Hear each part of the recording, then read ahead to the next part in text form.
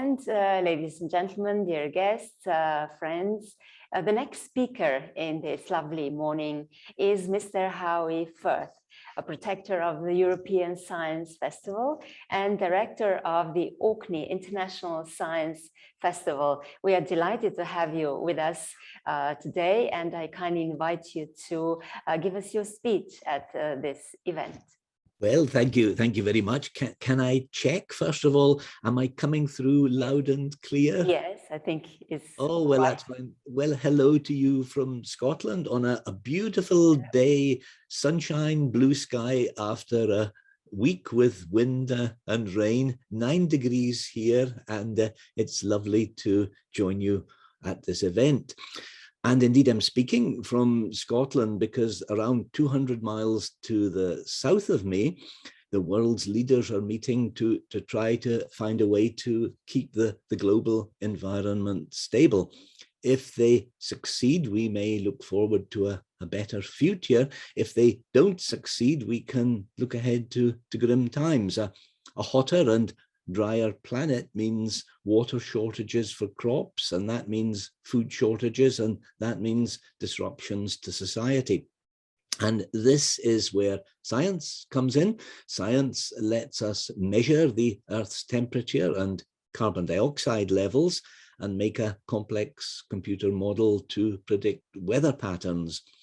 Where science is not so able is in finding ways to influence our thinking and our behavior so that we actually pay attention to what needs to be done. So science has to face up to some challenges. It's provided us with the technology that got us into this mess. It now has to come up with the technology to get us out of it. It also has to come up with the skills of helping us think more clearly about the future. One problem for science is that it's become so big and institutionalized. In its early days, its focus was to question and challenge ideas and continually move them forward. But as time has gone on and science has become a big structure on the scale of the medieval church, it has become incredibly brilliant at techniques, but much more cautious about ideas. So, for instance, two of the most extraordinary scientific discoveries of all time have taken place in the past 10 years. The Higgs particle was found in 2012 and gravitational waves were discovered in 2015.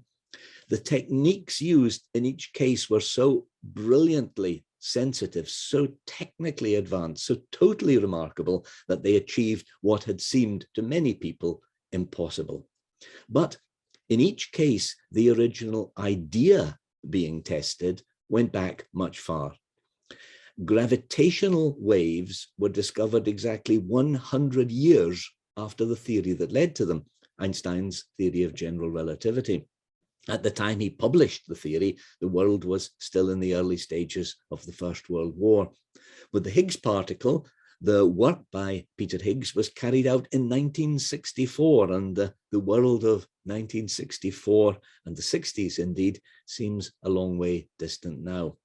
So the question is, where are the great new fundamental discoveries that will challenge the experimenters of the future? There is a vast gap in physics which no one has yet succeeded in solving, to fit together quantum theory and general relativity, and that's after almost 100 years of trying. Here's another example of an unanswered challenge. There are plans to go back to the moon and onto Mars, and there's the hope that life can be found, maybe just simple bacteria, a long way short of the old science fiction dream that we'll find another intelligent species like us who we can speak to and learn from. But we already have several species here on Earth who are in fact more intelligent than us, as they have bigger brains, and evolution normally only leads to developments that are needed and used for survival. And these are the dolphins and some of the other marine mammals. A number of really first-class scientists have been working on the challenge of trying to understand their language, but it's a huge challenge And so far, it's only been possible to take small steps.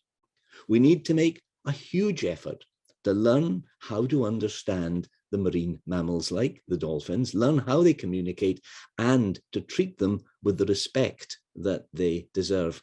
So to conclude, in tackling the environmental crisis, in trying to fit together quantum theory and general relativity, trying to communicate with dolphins, we have immense challenges. So I would say to all non-scientists listening, when you meet scientists at events like this, really push them to do better. And I'd say to all young people who like a challenge, come on, you are much needed in science. Thank you. Thank you very much. Thank you very much, Mr. Howie Firth, for these lovely words and for having reminded us how important it is that we actually also think about the mammals living in the oceans and how interconnected our whole world is.